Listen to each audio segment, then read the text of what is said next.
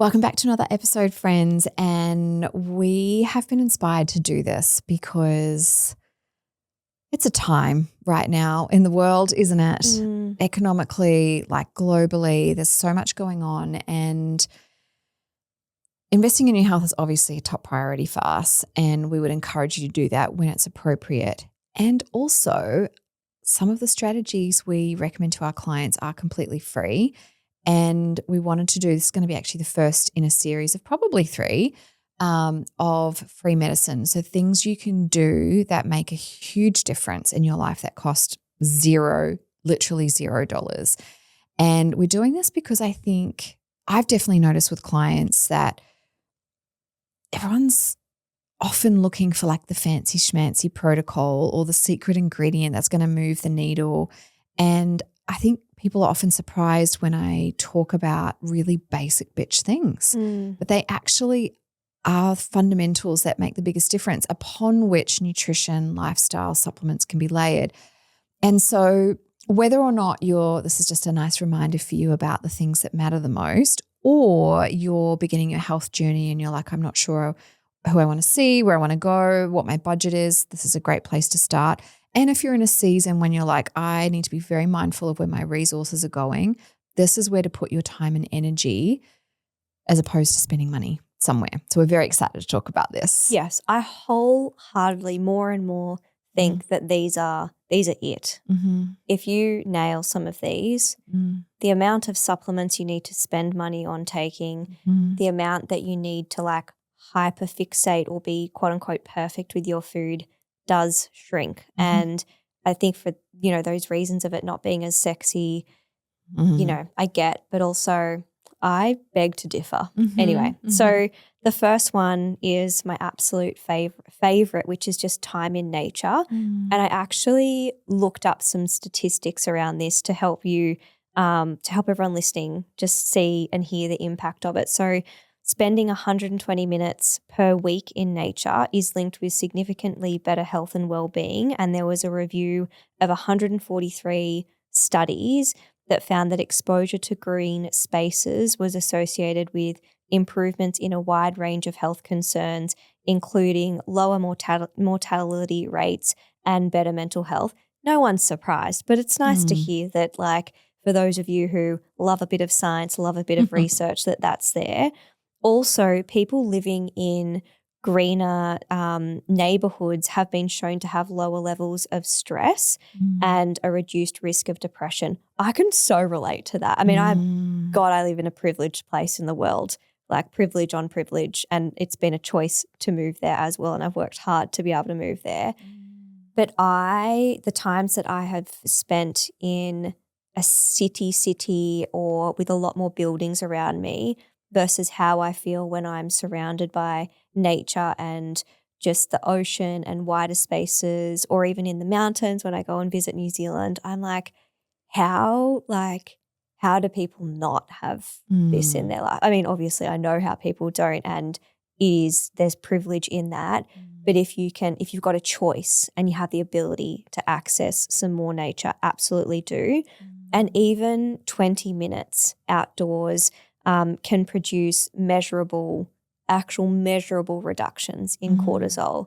So screw the extra supplement, like don't worry about the thing that you have seen on Instagram. If you want to reduce your cortisol, go outside. Do some forest bathing. Yeah, also, I mean, we'll talk about grounding another time, but you can kind of combine some of these things all in one. But I love that. I think it's really interesting the more urban our lives become, like there's many variables that I think that are leading to physical and mental health issues, but disconnection from nature is a massive one. Even having plants indoors has been scientifically proven, not the same as being in nature, by the way, but can really change a space and how someone's nervous system is regulated inside. So yeah, whether it's a local park, a local beach, a lake, or it's a nature strip, or your garden out the back, or whatever it is, if you're lucky enough to go hiking and get somewhere else, by all means do that. But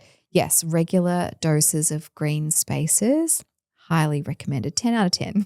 Yeah, 10 out of 10. We are nature. The fact that we're like try and operate separately from it is, I'm sure. Or think we're smarter than it. Ugh. God, we're Muppets. We really are. All right. Well, one of my favorites, sunlight. She comes up every single morning and she shines all day. And, you know, when the sky is like gray, all of those light frequencies are still coming through. It can be dark, it can be gloomy, it can even be rainy, and that sunlight is still doing the most through all of those clouds. And I'm really trying to be very succinct here, but the sun is like a biological clock in a way. The changing spectrum from sunrise to sunset and even reflected sunlight from the moon is sending biological signals to our body and triggering all kinds of cool shit, like when to turn our digestion on, when to make thyroid hormone, when to make progesterone. A good night's sleep tonight is determined by how much sunlight we got this morning, because the UV rays are activating the tryptophan going through the blood vessels in the back of our eye and converting it into serotonin, which gives us a good mood. And then at nighttime, the body goes, yeah, we'll turn that into melatonin for a good sleep. Yay.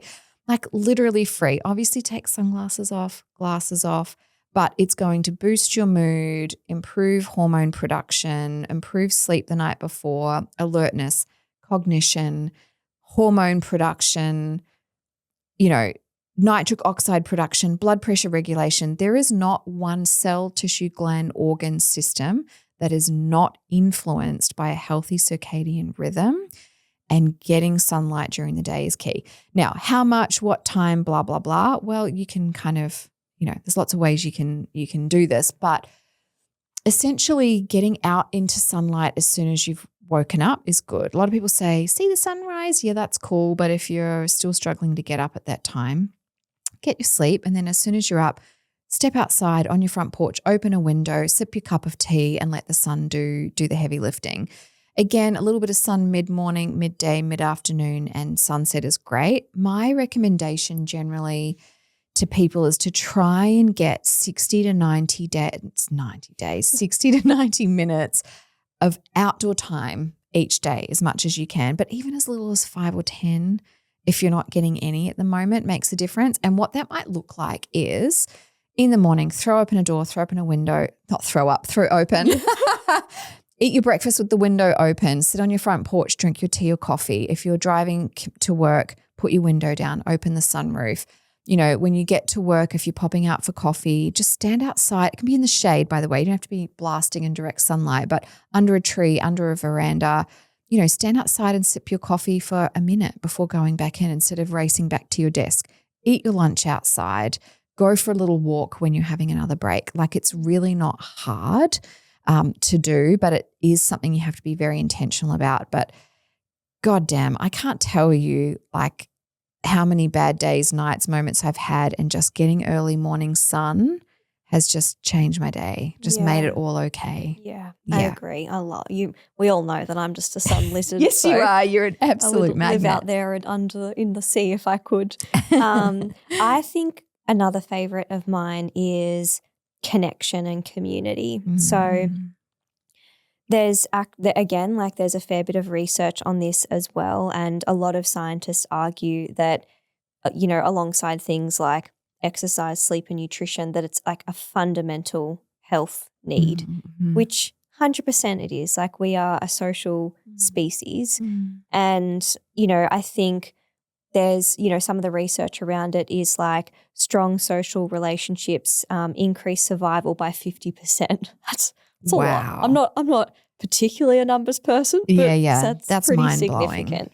And one of the largest reviews ever conducted looked at 148 studies involving more than 300,000 people, and the researchers found that people with stronger social relationships had a 50% greater likelihood of survival just generally than those like compared to people with like weaker social ties. And the effect was comparable to well-known health risks such as smoking and exceeded the risk associated with obesity and physical inactivity. Yeah. So that's saying that it's more important that you've got good pals and some connection than it is that you're not obese and that you're not smoking and that you're physically active. Right. And we all know it doesn't take a rocket scientist to know how important it is not to be in those other categories. But I think it's something that's really easy to put to the side because life is busy and full. The other thing in terms of just really making sure you get this point is social isolation increases risk of early death by 32%. And close friendships actually protect against depression. And something to be mindful of is quality matters way more than quantity. So it's not that you have to be the person that has the most friends in the world. It's that you need meaningful connection. So that might change over your life in terms of what that looks like. But I think it's really important to prioritize it. I think it's really easy to let it go to the wayside and to not nurture friendships. But if you don't nurture them, they will die or they will become surface level and therefore you're not going to get the health benefits. And specifically in-person connection, I would say is what a lot of this is based on.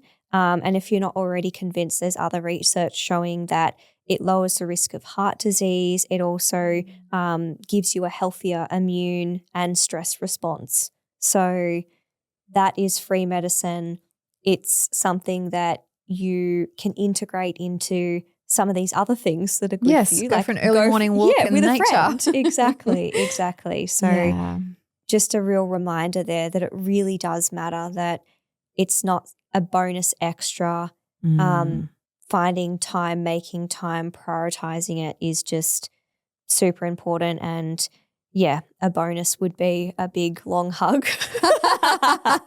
Totally. We're going to talk about that in another episode because I want to go into the science of hugging as well. I love a good hug, but God, I hate when someone pats me on the back and pulls away real fast. Yeah, because they're uncomfortable and that's their way of exiting the building. Or they're not super big huggers. I wouldn't say my family, most of my auntie is, but the rest of my family aren't huge huggers. But that's fine because I just make them. You make up for it. Yeah, my mum knows now. Me and my mum are so close and she is a very warm person, but I wouldn't say that she's a huge hugger. But when I hug her, because I keep saying to her, no, not long enough. She'll just stay there and she'll say, is this long enough? Oh, that's so cute. I'm like, nope, not yet. That's adorable. Can I tell you something really sweet I read? I actually don't know if this is true. So if anyone, I haven't bothered to verify it, but I'm happy to believe it because I like the fact that this might be true. But in Disneyland, when people are dressed up as characters, Elsa from Frozen, Cinderella. I don't even know Elsa is part of Disney franchise, but anyway, Mickey Mouse, blah, blah, blah. And they hug kids in their training. They're told that they don't let go until the kid lets go. Yeah, right. So they will stay in the hug for as long as the kid wants to be there. And then as soon as the child is ready to pull away, they'll let them go. And I thought that was just so. It's probably a fairly reasonable rule for life in terms of. I think so. Yeah, really nice. But I agree. I think it's just so powerful. And just so everybody knows, this is how passionate Nat is about friendships. We're actually doing a whole episode on friend questions too. So if you would like to join us for that, then please come along. It'll be a bit more of a personal episode. But as you said, we can combine all of these things along with walking. Now, at the risk of being ableist, obviously, if you don't have legs, this one is out, but you could go rolling or swimming or some other version of movement. But assuming you have two functional legs, walking is something you can do on a regular basis and you know your energy levels are okay. Now we've all heard the whole 10,000 steps a day, and look, yes, that's great, but actually when you look at the research, the benefits actually start to kick in around 7,000 to 8,000 steps a day. So if you're not quite making 10K, don't beat yourself up. 7K is a really nice goal to have and still really, really beneficial. But walking, sitting is the new smoking. It's not even that new. But sitting is like smoking. There's so much around lack of movement being so problematic, a little bit like that lack of human connection. It outweighs diet, it outweighs lifestyle, so many things. And also the benefits of walking, like walking beats medication for many things. It's like in certain trials I've seen equivalent or better than antidepressant medication. Yeah. And, whether or not that's because of increased oxygenation and sunlight and, moving catecholamines out of the body, I'm sure it's multifactorial, but walking is such just a zero cost way to support yourself. Obviously, there are benefits to this, just, low key exercise, reducing heart disease risk by 20 to 30%, reducing depression symptoms by around 25 to 30%, and all-cause mortality by 30 up to 50% compared with humans that are not moving around very much. I'll also say the best time to go for a walk or exercise is whatever time you can do it. And also, I'm a big fan. I plan out my week every Sunday night. And although my schedule might be somewhat influenced by external factors, I always find a window to move my body and tend to the other things I need to do, whether that's meal prepping or whatever. But if you have the flexibility, it's really interesting that morning exercise, the exact same exercise in the afternoon, doesn't provide quite as much cardiovascular benefits as morning. So if you can go in the morning, that's great. It also doesn't allow the day to get away from you and you to run out of time. I'll also say that long periods of sitting are also as bad as smoking. And so don't feel like you've got to go for like one big, like 8,000, step walk a day. Small breaks, especially if you've got an office job like we do, like small walks multiple times a day also add up and can really help with blood sugar balance. And certainly going straight after meals can really help insulin sensitivity.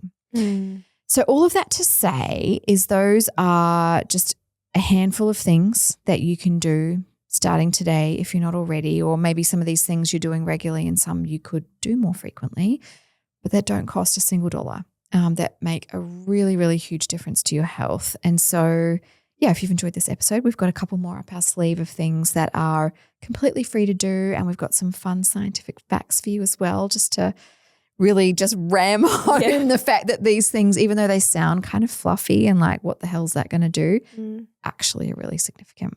Agreed. Well, we look forward to sharing more of those with you next time. Yeah. Bye, friends.